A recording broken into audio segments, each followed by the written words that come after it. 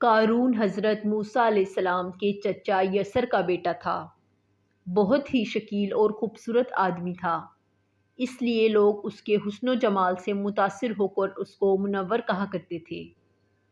اس کے ساتھ ساتھ اس میں یہ کمال بھی تھا کہ وہ بنی اسرائیل میں توریت کا بہت بڑا عالم تھا اور بہت خوبصورت آواز کا مالک تھا۔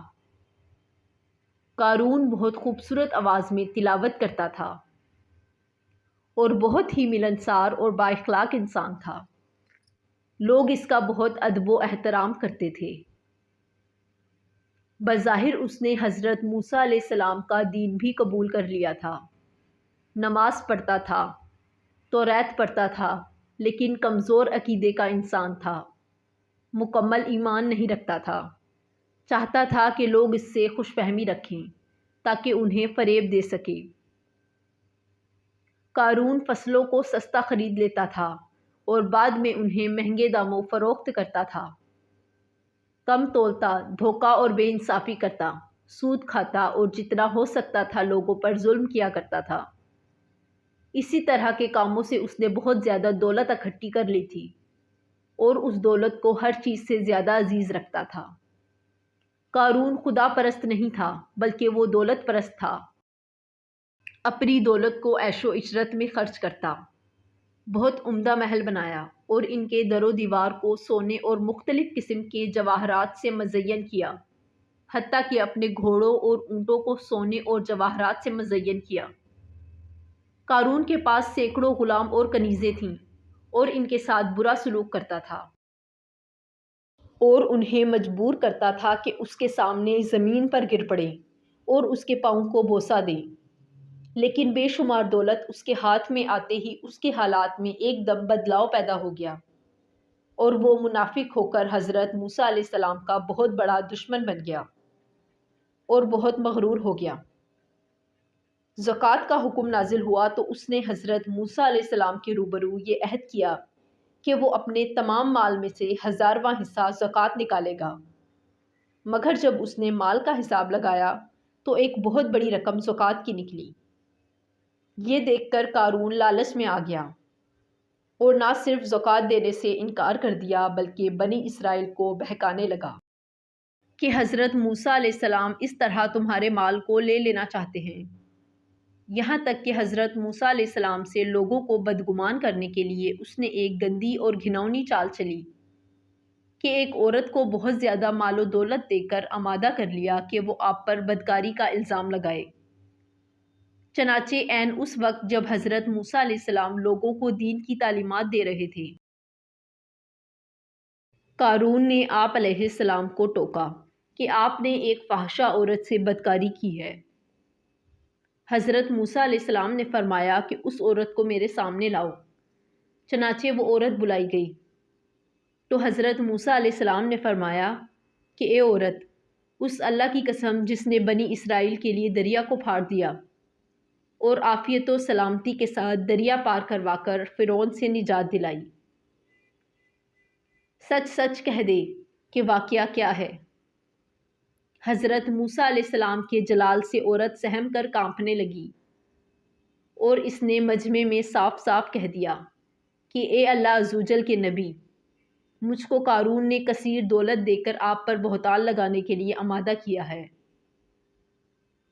اس وقت حضرت موسیٰ علیہ السلام آپ دیدہ ہو گئے اور سجدے میں گر پڑے اور سجدے کی حالت میں آپ نے یہ دعا مانگی کہ یا اللہ، قارون پر اپنا قہر و غضب نازل فرما دے۔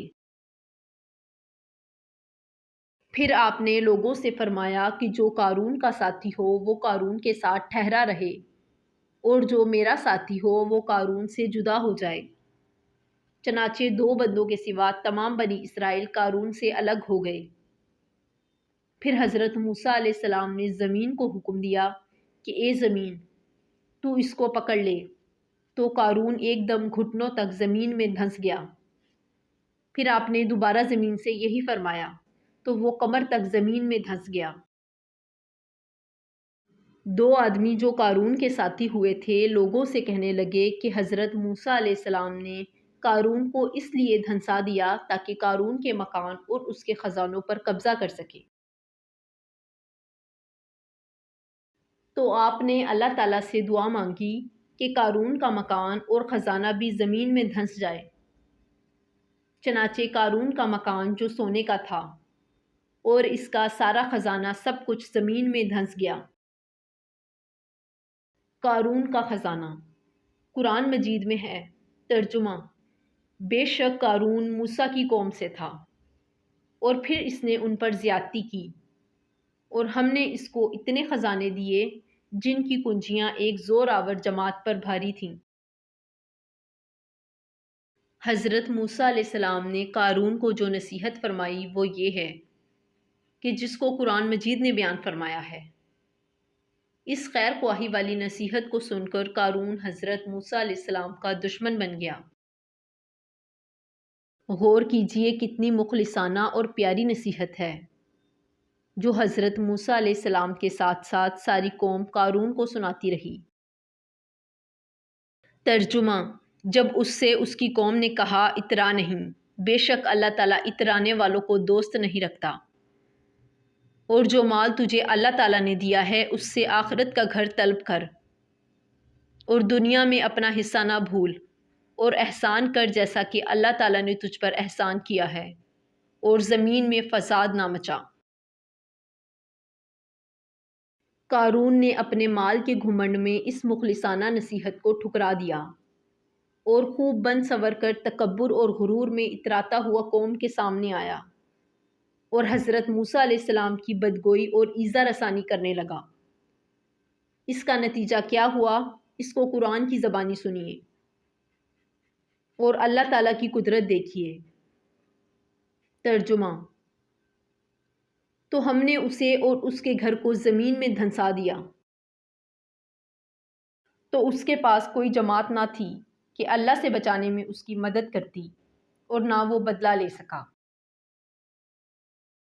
یہ عبرتناک واقعہ ہمیں یہ درس دیتا ہے کہ اگر اللہ تعالیٰ مال و دولت عطا فرمائے تو اپنے مال کی زکوٰۃ ادا کرتے رہو، اور ہرگز اپنے مال و دولت پر غرور اور گھمنڈ کر کے نہ اترائے، کیونکہ اللہ تعالیٰ ہی دولت دیتا ہے، اور جب وہ چاہتا ہے پل بھر میں دولت چھین بھی لیتا ہے۔